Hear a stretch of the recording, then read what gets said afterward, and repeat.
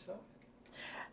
My name is Dottie Miller, and I'm from Rising Sun, Maryland, but most of my ancestry is from Ashe County, North Carolina, and near Lebanon, Virginia. And my great-grandfather was David Miller, and he was the grandfather of most of the members who were named either Miller or Woods or Sexton that were part of the North Carolina Ridge Runners, one of the first bluegrass bands to come out of that part of the country. And Ola Belle Reed was one of the members of that. And I first met Ola Belle when they had the Sunnyside Diner right outside of Rising Sun, Maryland. My dad took me there for lunch one day, and I was 4 years old. And Ola Belle asked me, well, she asked me if I would like to stay, and then she asked my dad if he would let me stay.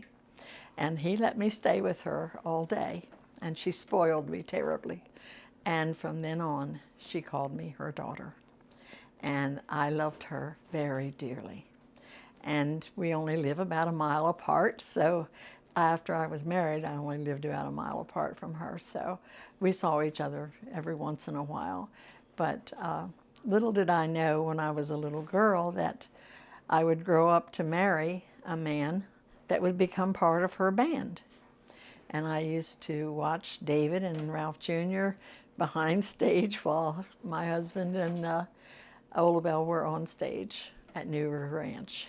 And I was often at the ranch. I met a lot of the stars, and we were astounded at the crowds that came. Sometimes the traffic was backed up all the way from New River Ranch to the Conowinga Dam, people waiting to get in there, especially the day that Alex got married there.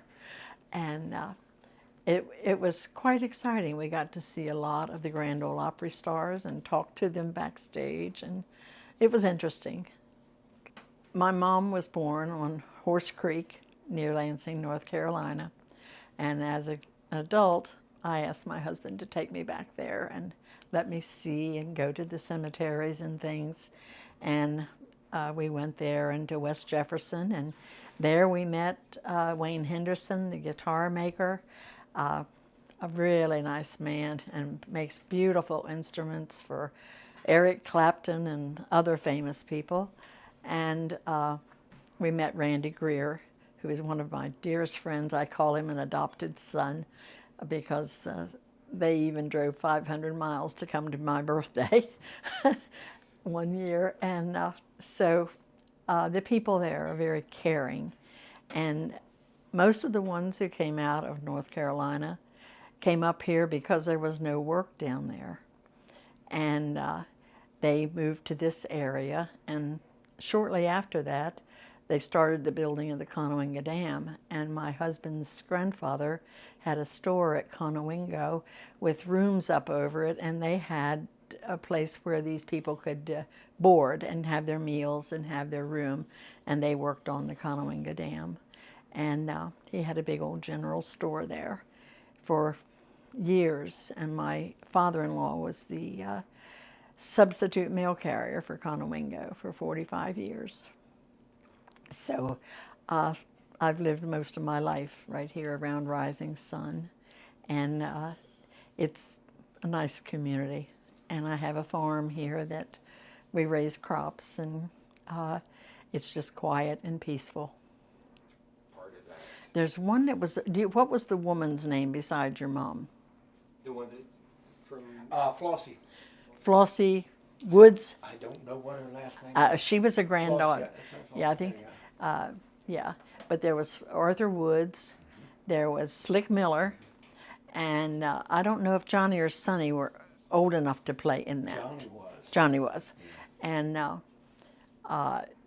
then, Ross, bass. now I wasn't related to him, Okay. but I was related to Flossie and Arthur and Slick and Johnny. They were all the grandsons of David Miller.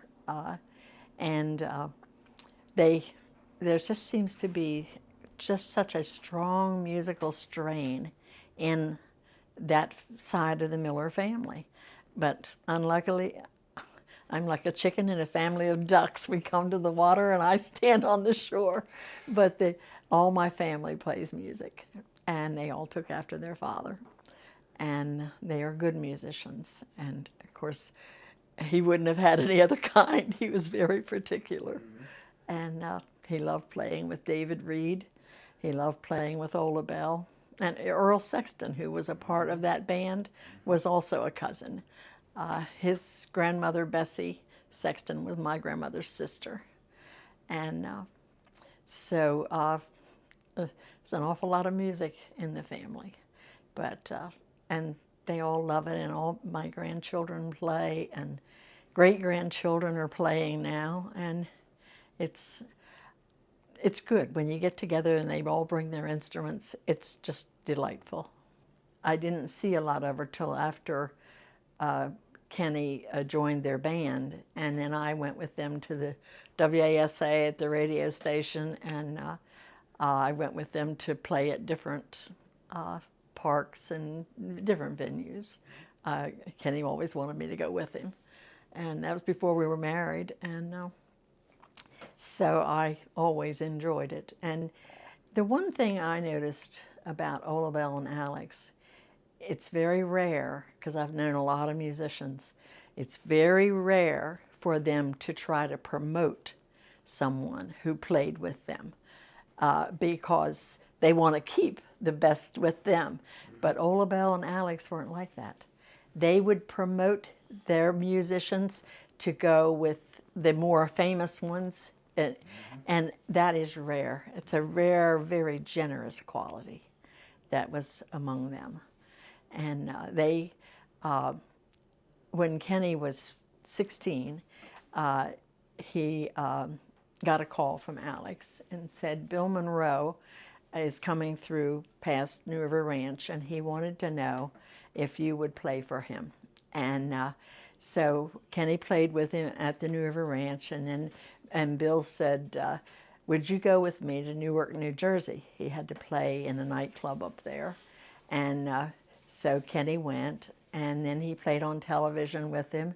And then Charlie Monroe, they had broken up by that time, him and his brother Bill, and he wanted Kenny. And they had him hats made and the Stetsons and all that.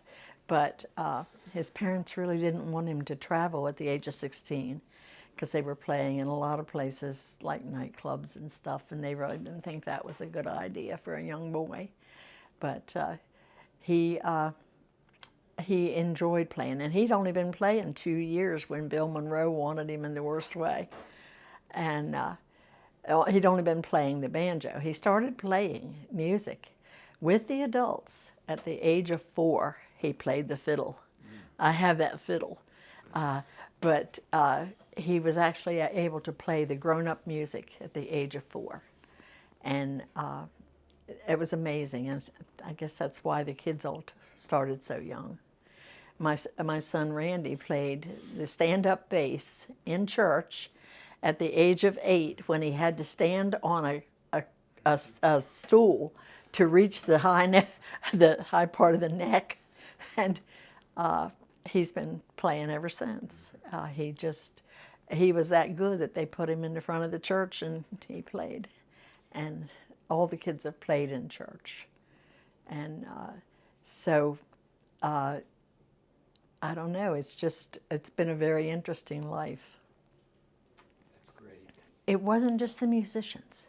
She would take anybody in need into her home and let them live there, and she would support them. Now, they would do chores and things around the house, but no more than your kids would. And she she had such a big heart that it was unbelievable. She was not a racist. She would take any color, any creed, and she would take them into her home, and she loved them. Kids that left home because of a bad environment, they come to stay with Ola Belle. The outcasts. Yes, that's who she took in, was the outcasts. And I don't think I've ever met anyone quite like her, because she seemed to have a heart that just reached out to everybody. And most people who do that are looking out for their own promotion. She wasn't. It wasn't, you didn't have to play music or anything. You just had to be someone in need, and she cared. And I just loved her very much. And we just had a lifetime relationship, really. And she was so kind to me. And never did see her in a bad mood with anybody. All the times, and you'd think all day at that park and stuff, you might, now David, you might have, especially if you got ornery. But now she didn't like nonsense. But as long as you did what was right, she was there backing you. And she was just a very special person. And I missed her. And when she had the medical problems and was in the hospital, I went to see her, even though I knew she wouldn't know me. And I don't know, we lost a lot when we lost Ola Belle.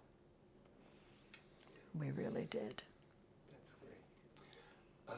Well, when you went to Campbell's Corner, it was like walking back a century in the stores. They had all the old things, and they had the things like in bulk, like the pinto beans and all that kind of stuff were in big barrels.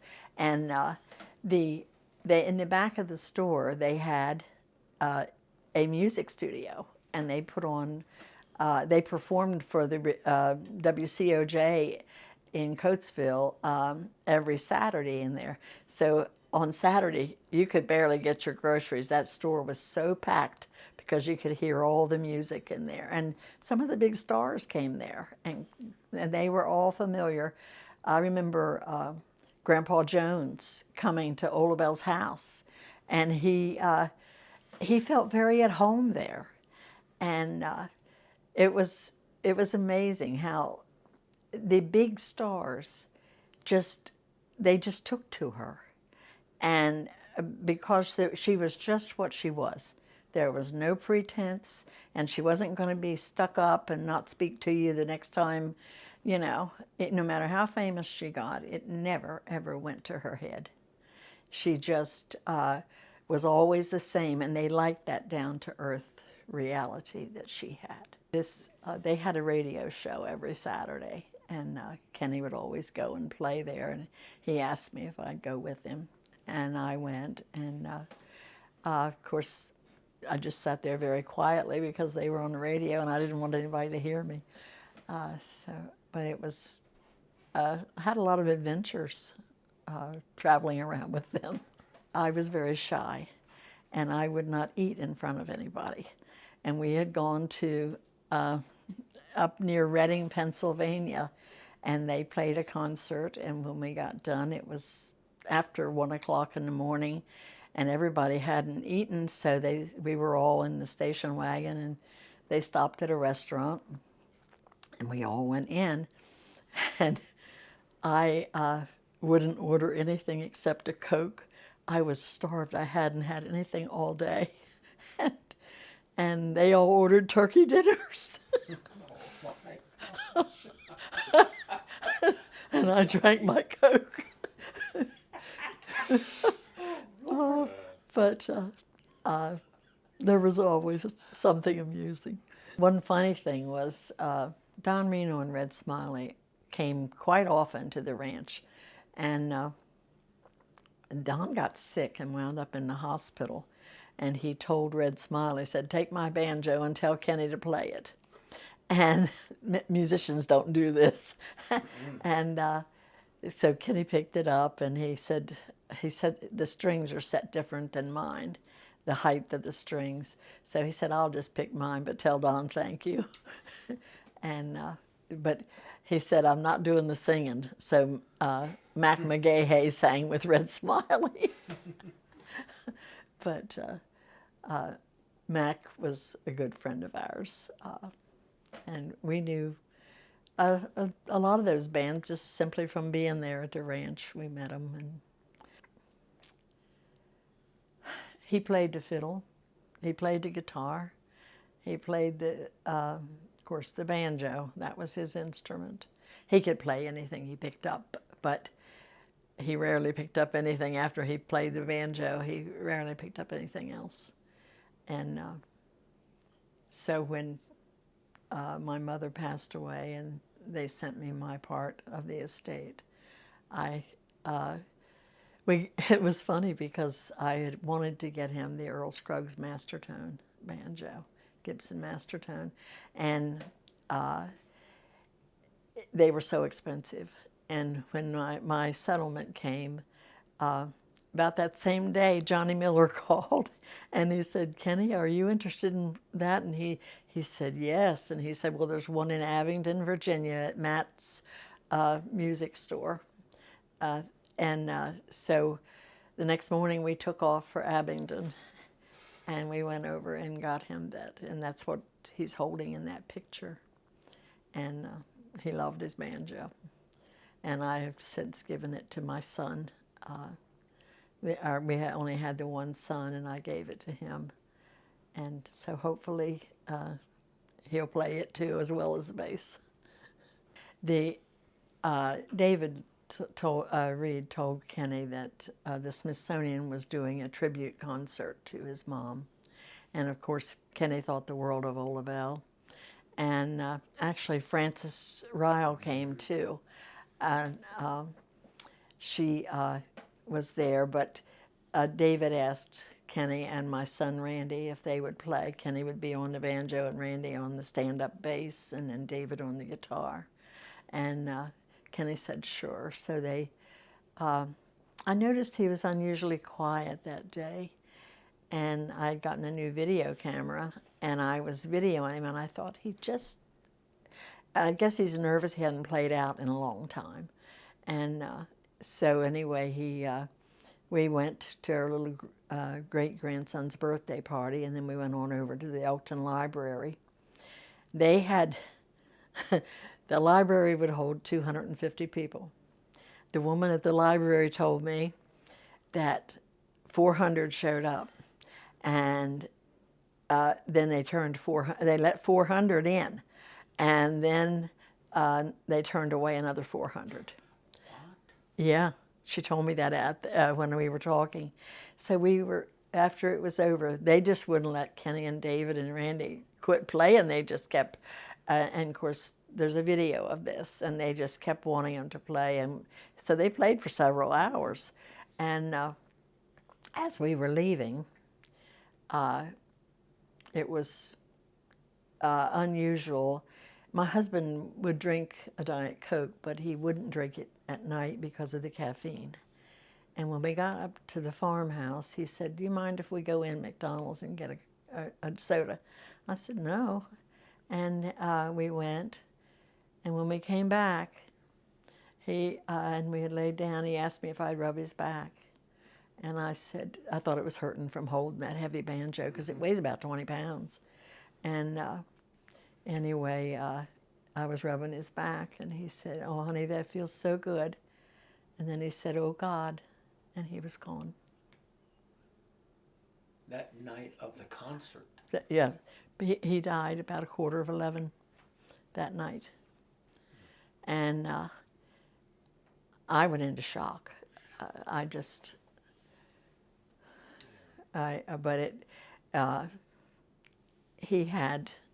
David felt terrible, afraid to stress is what brought it on. It wasn't. He had the best night. It was everything he had wanted it to be. And it was, I said, the good Lord, just let him have that one perfect night before he took him. And because he always loved to play with David, and he always loved to play with our son Randy. He always called him Mr. Smooth. And so he had a very good night that night. But when I called Wayne Henderson to tell him that Kenny had passed, his voice broke, and he said he was the best banjo player I ever played with. And I said, Wayne, what set him apart? I've had so many people tell me that. And he said it was his roll. He said he had Earl Scruggs' roll down pat. He said if you'd have put both of them in a room and shut the door, you'd have thought it was one banjo. And Kenny would have loved hearing that. But he was highly respected, and it was an absolute perfect banjo player. I mean, he did play exactly like Earl Scruggs. I've heard of a lot of people, but he was the one that everybody said was the closest they had ever heard. And he was. And of course, that's probably why Bill Monroe wanted him, because Earl and Lester had just left that band, and he wanted Kenny. But it was like, that was like the icing on the cake for him, David. It really was. And it gave him back something of what he'd been missing, because he loved to play. He never liked to be the center of attention, but he liked to play. And I couldn't have done it without them. you know, there was even the practice sessions we had at the farm. We had people showing up just to listen to them practice. And but it was there was just such a closeness that we've always felt like you were part of our family, and that's the first one. But we met Mike Seeger. He would come to New River Ranch, and he would record every Sunday, and he was about Kenny's age, and they were good. They just became good friends, and we would always get a Christmas card from him. I saved all those. And anyway, in 2005, we would go to North Carolina once a year in October when the crops came off. And we would, so we had written to Mike, and Kenny had called him and asked him how to, and Mike wanted us to come by his house. And so he lived in Lexington, Virginia. And so on our way home, we went to Mike's house. I'll never forget when he answered the door, he says, Kenny, it's been 49 years since I've seen you. And so we went in and spent the afternoon with him and Alexis, and I videoed them playing and singing. I was always doing the videoing. And, anyway, that was one of Kenny's treasures, was that video of him and Mike playing together after all those years. And it was strange, because that was our last trip to North Carolina, because we were rear-ended in a car crash, and I couldn't ride that far anymore. That's why I have trouble getting around now. I had a lot of injury from it. But anyway, we did get to do and see him again. And of course, Kenny said, Mike, I'd only been playing 2 years when you did that record. He said, do you think that, played the banjo 2 years. And he said, do you think we could redo that? And Mike said to Kenny, I would, but I'm sick and I don't have the energy. He had leukemia. Mm-hmm. And so anyway, Kenny was very disappointed that he couldn't do it again. He said, I could do it a lot better today. But him and Mike played together on one of the songs, and on the other song, Kenny played both parts. Went back and recorded over himself. But he thought at the time it was only going to be used for station breaks on the radio. So he did Reuben's Train and Please Come Back, Little Pal. And but even Junie Scruggs is on that record, Earl's brother, and the girl, Ronnie Stoneman. There's a bunch of people on that. And the Stonemans were always at New River Ranch, right? Oh, yeah. They were at Campbell's Corner, too. Really? Yeah. And a lot of good photos from them. And Kenny used to go up, and Ola Belle and them too. I think it was her warm heart. And she actually just was full of love and compassion. That more so than, I mean, if you made a mistake, she didn't judge you for it. She tried to help you overcome it. There's very few people, people today they grab and they're greedy and they want to use people as a stepping stone. She never did that. She always promoted everybody else. And she was a very unique individual. I heard that she helped to raise her younger brother and sisters because they were a big family. And that, I guess, training them just prepared her to sort of take on the world as her children. But I knew some of the girls that went there to live because of the home life they had. They never left her house hungry. The table was always full of food, always. And how she got the time to do all that. But there was no pretense with her. She was the genuine article. And there's not a lot of that around today, where people don't change from time to time. She was always just what she was. And we all loved her for it, because you could count on her. There's a lot of people you can't count on their friendship. She just had a lot of the fruit of the Spirit of God in her life. She really did. The love, joy, peace, long-suffering, goodness, gentleness, faith, meekness, and temperance. And she had that. And I guess I just didn't find any faults in her. She was like a mother to everybody, and a very gentle one.